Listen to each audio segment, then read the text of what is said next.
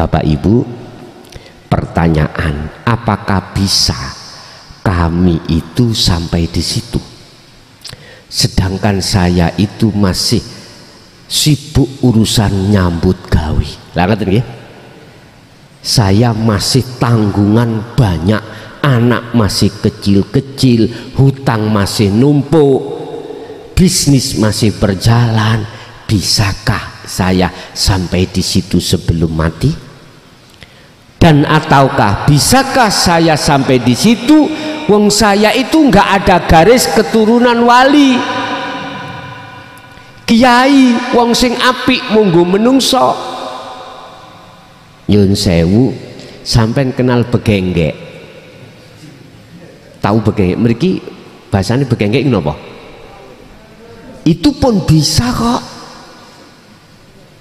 Allah tidak pernah kalau menyampaikan tentang musyahadah makrifat pada Allah di dalam Quran itu mengkaitkan nasab, enggak. Status zahir juga tidak.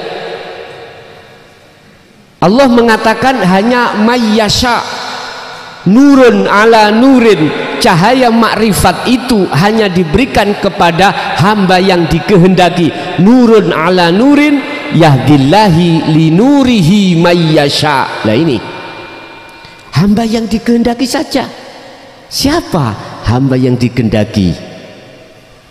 Kalau kita tahu ciri-cirinya adalah mereka yang sudah memegang sirul asrar dan mengistiqomahkan zikir tersebut di setiap saat dan waktu. Sibuk urusan kerja itu bukan alasan, bukan alasan utawa halangan yang menghalangi antara ruhaniyah sampai bertemu Allah, nggak bisa. Karena Allah pun di tengah-tengah pekerjaan. Jadi nggak ada alasan repot menjadikan penghalang Anda untuk tidak ketemu Allah, enggak. Masih banyak tanggungan, itu bukan alasan, itu bukan penghalang Anda. Sebetulnya itu dihadapkan Allah hanya semata-mata innama amwalukum wa auladukum fitnah, ujian.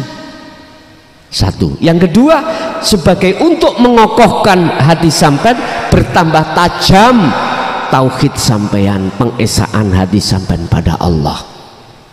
Memang itu yang kita hadapi.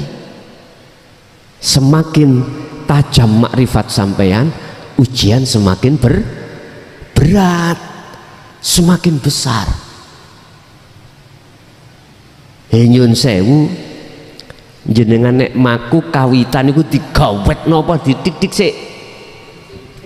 sik cek rada kuat, engko nek rada kuat sampeyan tinggal lah digetno, bahkan wis kuat malah dincepno digeyekno. Engko nek wis ndase kepalane apa jenenge paku itu sudah mancep, sudah gak mungkin ditutup maneh. Tapi bila mana suatu saat yang namanya paku itu keluar lagi, konangan ambek sing duwe dengklik, saonoe sing digawe gepuk. Kadang ada batu didodokno lagi. Lah gitu Pak ya. Begitulah Allah. Ingatlah ketika Allah menghancurkan ekonomimu, ekonomi kita, bukan berarti Allah nggak sayang. Itu bentuk kasih sayang Allah. Kata Allah gini, iki cekak ganggu awakmu tak entek nih des, bojone gak ngecemes saiki ngecem lho, ilingo iku kasih sayang Allah. Yang tadinya itu istri kita itu dikasih belanja 300 iku meneng, saat ini dikasih 500 ngomel-ngomel. Udah kasih sayang Allah, nggak apa-apa. Pasti kok dikasih lebih daripada 500 kok. Wa may yattaqillaha yaj'al lahu makhrajan. Quran ini wis ngomong ngoten ya. Bapak Ibu hadirin jamaah rahimakumullah. Jadi kekasih Allah tidak memandang prosesnya dari nasab, ndak, atau fisik kita sebagai orang yang ahli ibadah juga tidak. Sing penting wong iki wis gelem nrimo, hatinya sudah bisa menerima ajaran Rasulullah ini, terus melaksanakan dengan istiqomah. Pastilah inilah calon kekasih Allah, bahkan nanti sebelum meninggal dia akan menjadi kekasih Allah. Pun niki prosesi Pak, prosesi wonten mriku. Sebab Allah sudah katakan nurun ala nurin, surat Nur ayat 35 tadi. Cahaya makrifat itu fungsi diberikan terhadap hamba yang dikehendaki untuk linurihi, untuk memadangkan, untuk menjernihkan hati sampeyan dari kotoran-kotoran hati, yaitu syirik khafi tadi yang beriman segeri teko banyu iki dihilangkan Allah. Cara gelap bisanya itu terang, gelapnya hilang, cahaya didatangkan. Ketika cahaya makrifat itu datang, saknaliko iman terhadap air hilang. Ketika cahaya lampu ini datang, maka saat itu kegelapan akan qul ja'al haqqu wa zahaqal batil innal batila kana zahuqa. Langsung nyisih mayyasya terhadap hamba yang dikehendaki. Siapakah hamba yang dikehendaki? Dialah para pengikut setia baginda Rasulullah Sallallahu Alaihi Wasallam. Itulah beliau yang selalu mengikuti ajaran dinul haq. Beliau termasuk kita-kita ini. Saya katakan kita-kita ini yo ojo dadi takabur jenengan. Jangan. Garis lurus keturunan atau pewaris para nabi dan rasul khususnya adalah tabi'ina sholihin, yang hatinya itu hanya bersandar pada Allah. Oke Bapak Ibu, itu apa yang bisa kami sampaikan berkenaan dengan materi kita, ciri-ciri para kekasih Allah itu yang bagaimana, sesuai dengan surat Yunus ayat 62 dan 63. Kita masuk pada sesi tanya jawab atau dialog, atau yang menambahi monggo kami persilakan.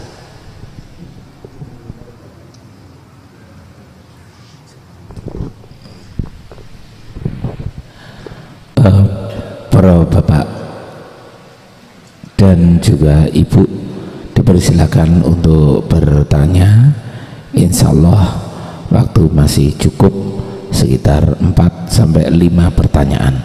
Dipersilakan, mungkin bapak-bapak, ibu-ibu ada yang kurang jelas ingin ditanyakan, dipersilakan.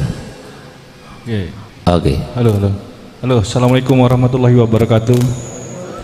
Terima kasih Gus sudah dikasih kesempatan untuk bertanya. Nih mohon maaf sebelumnya Gus ya. Saya nih selama ini belum punya guru mursyid.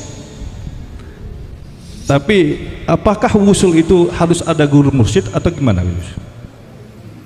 Itu. Sampun. Okay.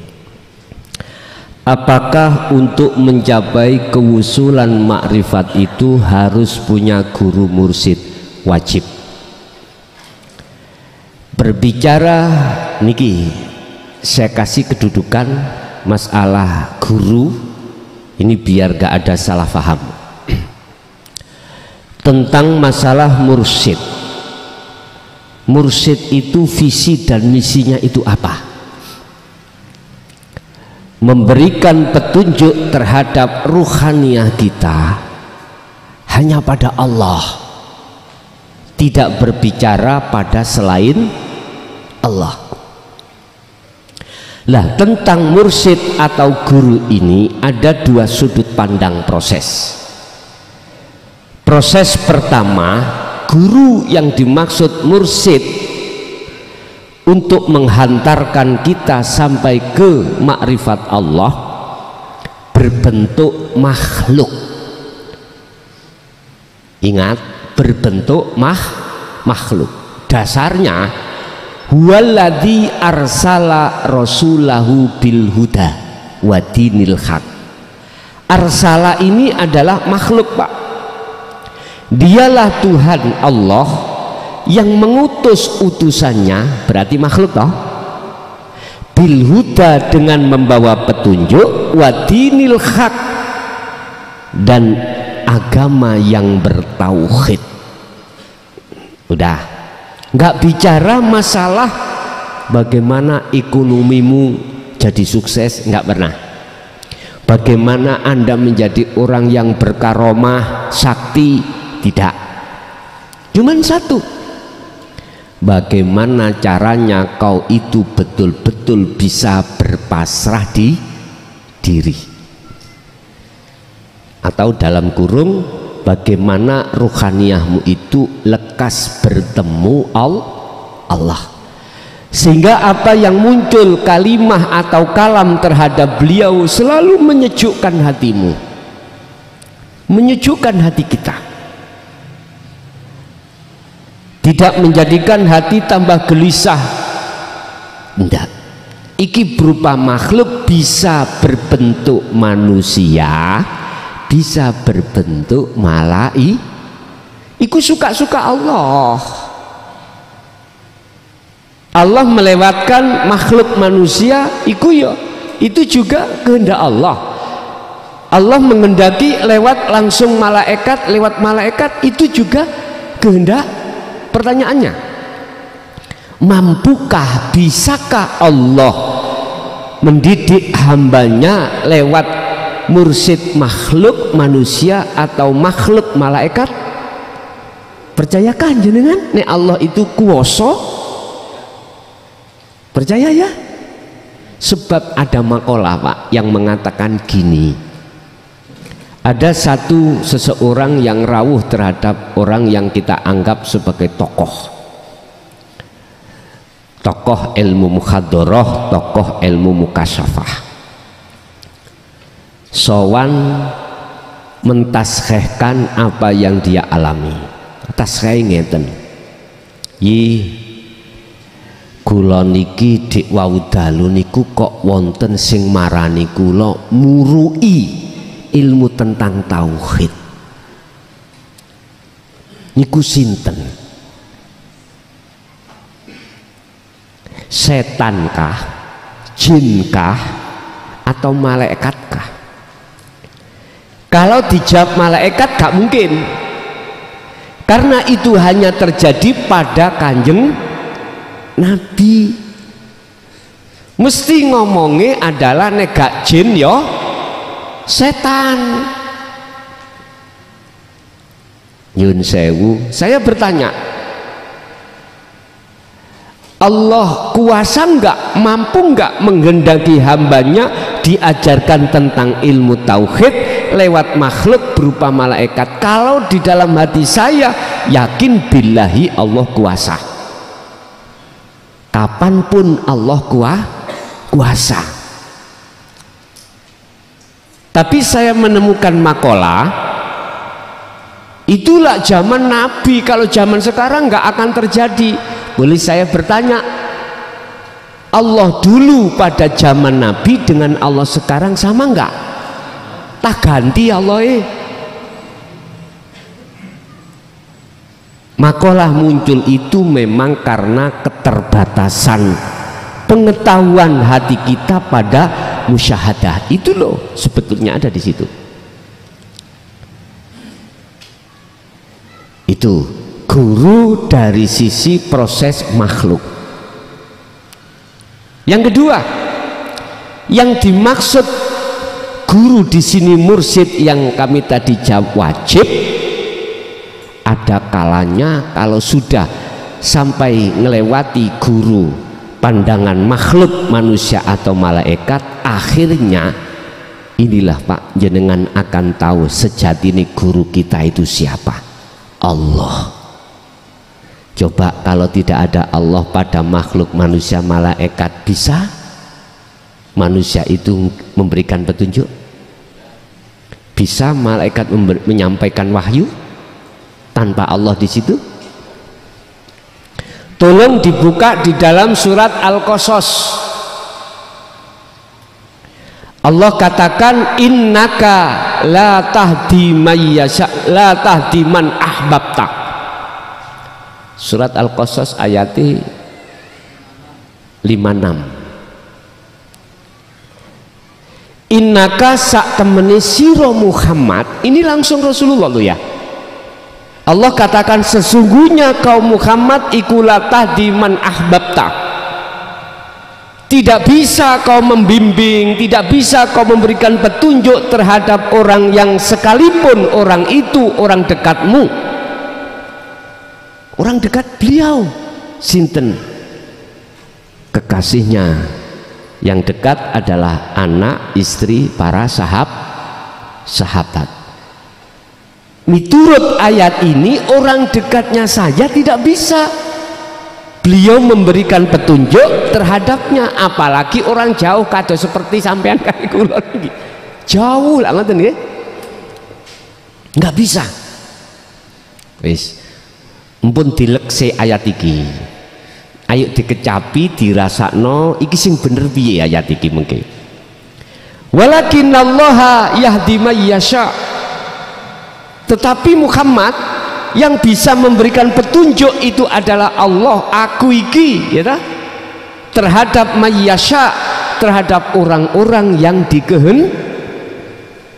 gini Pak, kalau jenengan itu sudah kebuka hati sampai tentang mursyid sejati, guru sejati, ternyata jawabnya adalah Allah.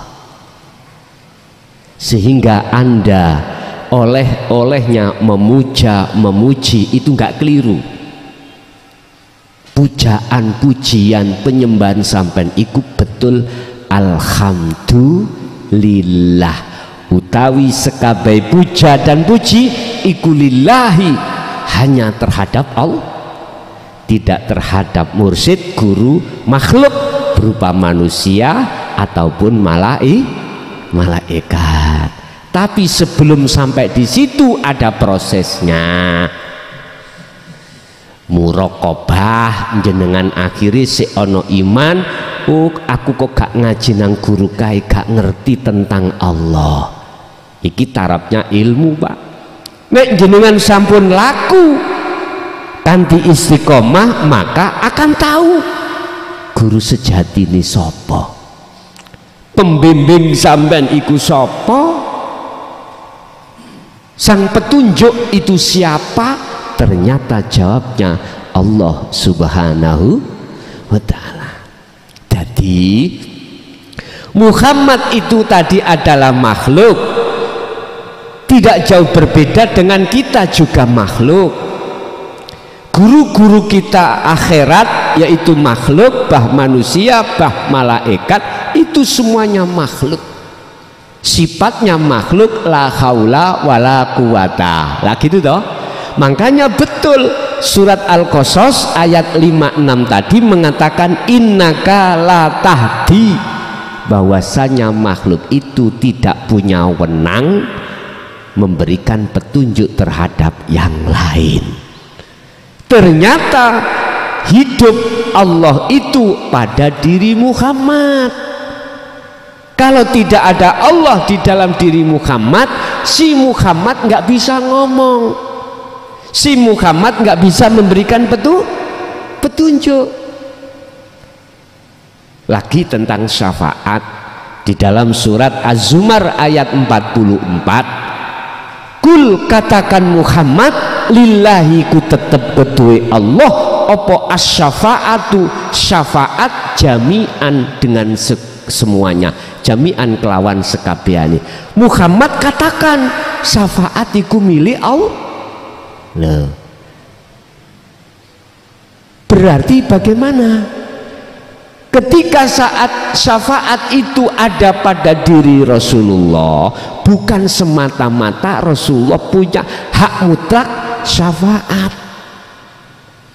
Sami kali ini wau lho, koyok-koyok segeriku teko banyu gitu, koyok-koyok. tapi sejatine segeriku sangka Allah. Lah banyu sifate digawe dalan mawon. Paham nggih maksudnya? Jadi banyu tidak punya mutlak sifat seger bisa menghilangkan dahaga, enggak. Artinya guru makhluk tadi Pak ya, bukan punya sifat mutlak bisa memberikan hidayah atau petunjuk, tidak. Iman sampan harus tembus pada Allahnya. Kalau tidak tembus pada Allahnya, mesti jenengan iki pujiane iku terhadap makhluk. Inilah yang dikhawatirkan Rasulullah. Ini yang dikhawatirkan. Makanya beliau mengatakan, sok kuwi umatku akan ngadepi zihad yang besar, yaitu melawan hawa. Jadi nafsu tenguk-tenguk ning kunung. Hei pujian gurumu makhluk iku ngoten. Hei imano sing kei petunjuk gurumu makhluk. Mesti ngoten Pak. Akhirnya hati sampean iman, jane kak guruku kae kak ngkei petunjuki. Akhirnya ngaten. Lah niki sing dibahayakno. Bahaya. Iman yang berhenti di sinilah yang dikhawatirkan Rasulullah. Padahal Allah katakan wa may yakfur bitaghuti wa yu'min billah. Al-Baqarah 256. Jikalau imanmu itu betul-betul hanya pada Allah yang memberikan petunjuk, maka yakfur bitaghut, tinggalkan iman tadi yang mengatakan bahwasanya mursyid makhluk itu yang bisa memberikan petunjuk. Tinggalkan itu. Kalau kau tidak mau meninggalkan itu, imanmu wa yu'min billah tidak akan pernah terjadi. Inilah yang dikhawatirkan Rasulullah. Entah saya juga tidak ambil nggak iso mikir Pak, yang mengatakan bahwasanya selain Allah itu bisa memberikan manfaat dan mudarat. Saya juga nggak habis pikir iki nyelintung no ayat teko endi, dasare teko endi, tapi faktanya ngono. Sebetulnya mudah saja jawabannya, karena mereka hanya berhenti di iman, tidak ke ihsan. Wis titik. Makanya Allah peringatkan di dalam surah Al-Baqarah ayat 208, ya ayyuhalladzina amanu dkhulu fisilmi kafah, masuklah kau di dalam agama Islam dengan sempurna. Sempurna itu berarti sampai mencapai makrifat. Di situ kok ya ayyuhal muslimun, ya mestinya ya ayyuhal muslimun, kok ya ayyuhalladzina amanu. Wis iman kok dikon Islam maneh, padahal tatanane Islam iman wis iman dikon Islam maneh. Lak mudun lah mulian turun kok ya ayyuhal muslimun, rodok maton. Tapi ya ayyuhalladzina amanu berarti iman kita belum benar. Bisanya benar harus ke ihsan. Dengan kesempurnaan Islam panjenengan inilah nanti akan naik menjadi iman yang sudah ihsan. Jadi Bapak wajib miturut proses keilmiahan, wajib. Tapi lah ada satu makalah lagi, tanpa guru makhluk mampu Gusti Allah. Halo, mampu terhadap hamba siapapun yang dikehendaki, sakit dan bisa Allah menghendaki hambanya yang dipilih langsung tanpa malaikat, langsung tanpa makhluk manusia. Allah sendiri yang membimbing dia tanpa diketahui siapapun termasuk malaikat, enggak ngerti. Pertanyaannya, kuasakah Allah? Kalau saya wallahi kuasa, sebab Qur'annya sudah ngomong innallaha ala kulli syai'in qadir. Allah sanggup dan berkuasa atas segala apapun, baik yang bisa diterima akal maupun tidak bisa diterima akal. Cuman berhubung kebanyakan manusia itu hanya memiliki hujah. Hujah itu bukti atau makalah dasar secara akliyah saja, maka mengatakan tidak mungkin. Kalau ada seseorang yang langsung diajari dening oleh Allah, yes kak popo imani pandangane dewe. Kalau saya sendiri, saya yakin tanpa guru makhluk manusia atau malaikat, Allah langsung mendidik, membimbing hamba yang dikehendaki, begitu bisa terjadi.